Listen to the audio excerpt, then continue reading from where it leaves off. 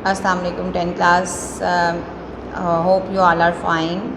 ठीक है, तो आप लोगों की जो है वो टॉपिक स्टार्ट हुआ था simple harmonic motion and waves का चैप्टर आप लोग पढ़ रहे हैं। इसमें आप लोग वेव्स की ऑल टाइप्स को जो है वो स्टडी कर चुके हुए हैं।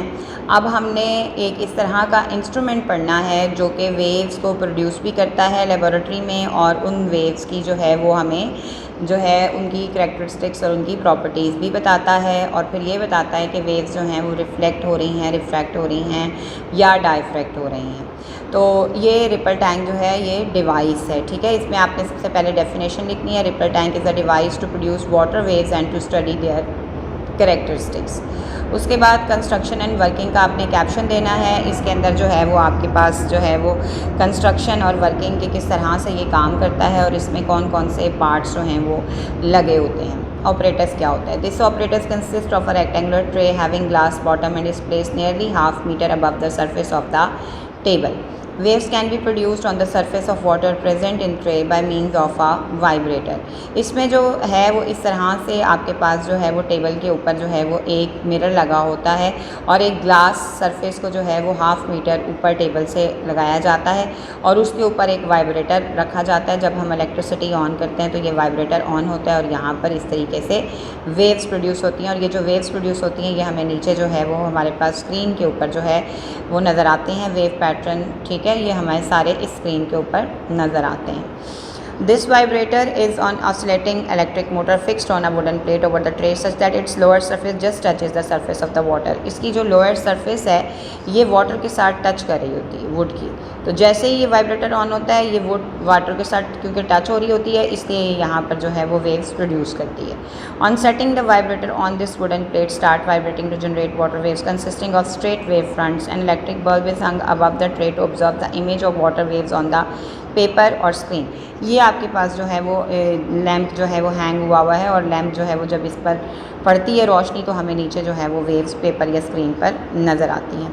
The crest and trough of the waves appear as bright and dark lines respectively. ये ब्राइट आपको लाइन नज़र आ रही है, ठीक है, और ये डल लाइन नज़र आ रही है। डार्क एंड ब्राइट लाइन से हमें जो है वो क्रेस्ट एंड ट्रफ या नशेब और फ्रास जो हैं वो नज़र आते हैं। Now he explain the reflection of water waves with the help of ripple tank. अब मैंने आपको बताया कि इस वेव्स में जो है वो 3 तरह की कैरेक्टरिस्टिक्स आपको देखने को मिलेंगी, रिफ्लेक्शन, रिफ्रैक्शन और डाइफ्रैक्शन। तो रिफ्लेक्शन ऑफ वेव जो है वो आप सबसे पहले इसमें पढ़ेंगे। इसमें आप डेफिनेशन लिखेंगे। When waves moving in one medium from fall on the surface of another medium they bounce back into the first medium such that the angle of incidence is equal to the angle of reflection. जो आपके पास reflection होती है वो एक medium से दूसरे medium में fall होती है। जैसे ही फॉल होती है बाउंस बैक हो जाती है फर्स्ट मीडियम में। और ये हम जो है वो इस रिफ्लेक्शन को हम रिपल टैंक पर किस तरीके से हम इसको शो करेंगे कि रिफ्लेक्शन हुई है। Place a barrier in the ripple tank. Barrier कहते हैं रुकावट को। रिपल टैंक के अंदर आपने एक रुकावट खड़ी करनी है। The water waves will reflect from the barrier. If the barrier is placed at an angle to the wave front the reflective wave can be seen to obey the law of reflection. The angle of the incident wave along the normal will be equal to the angle of reflective wave. ठीक है, ये आपके पास जो है वो reflection of wave होगी। इसके बाद आपने कैप्शन देना है रिफ्रैक्शन का, लेकिन ये रिफ्रैक्शन की एक्सप्लेनेशन लिखी हुई है। आपने जो है वो यहाँ से रिफ्रैक्शन की पहले डेफिनेशन लिखनी है, उसके बाद आपने इसकी जो है वो एक्सप्लेनेशन देनी है। When a wave from one medium enter into the second medium and some angle its direction of travel changes. तो वो कह रहा है कि जैसे रिफ्रैक्शन में ये होता है कि जब एक वेव दूसरी वेव में दाखिल होती है, एक मीडियम से दूसरे मीडियम में वेव एंटर होती है तो वो अपना पाथ ही चेंज कर लेती है, दोबारा से फर्स्ट मीडियम में नहीं आती। ठीक है, स्पीड ऑफ यहाँ पर फिर आपने इसकी एक्सप्लेनेशन लिखनी है। Speed of a wave in water depends on the depth of water. If a block is submerged in the water tank the depth of water in the tank will be shallower over the block than elsewhere. When water waves enter the region of the shallow water their wavelength decreases, but the frequency of the water waves remains the same in both parts of water because it is equal to the frequency of the vibrator। इसके अंदर जो है वो आप लोगों ने जो wooden block है पहले उसे ऊपर रखा हुआ था, अब आपने उसे सबमर्ज कर देना है वाटर के अंदर। ठीक है, वाटर के अंदर आपने उसे डबो देना है। जब उसे आप डबो देंगे तो फिर उससे जो है वो ये आपके पास रिफ्रैक्शन जो है वो उसका असूल जो है वो प्रोड्यूस होगा। ठीक है, इसके बाद जो है वो आपके पास आखिरी जो है वो आ जाता है डाइफ्रैक्शन। ठीक है, डाइफ्रैक्शन क्या होती है? द बेंडिंग और spreading of waves around the sharp edges of corner of obstacles और स्लिट्स इज कॉल्ड डाइफ्रैक्शन। जब वेव्स जो हैं वो बैंड या जो है वो स्प्रेड हो जाती हैं शार्प एजेस से, कॉर्नर्स के, रुकावट, ऑब्स्टेकल भी रुकावट को कहते हैं, रुकावटों से। ये देखें इस तरह से ये डायग्राम भी बनी हुई है कि ये शार्प एजेस से जो है वो डाइफ्रैक्ट हो रही हैं एक ही डायरेक्शन में, तो इसे जो है वो डाइफ्रैक्शन कहते हैं। ठीक है, तो डाइफ्रैक्शन के लिए आपने यहाँ से एक्सप्लेनेशन देनी है।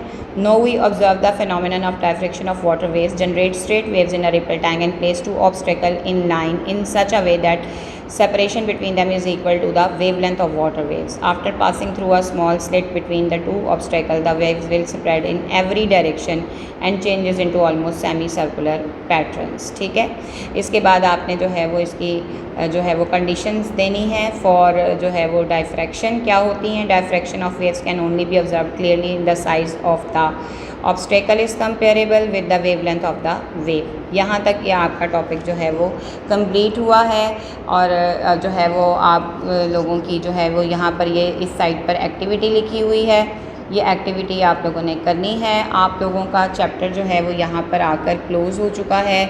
आपको न्यूमेरिकल जो हैं वो मैं फ़िज़िकल क्लासरूम में ब्लैक बोर्ड के ऊपर करवाऊंगी जब आप लोग स्कूल आएंगे तब।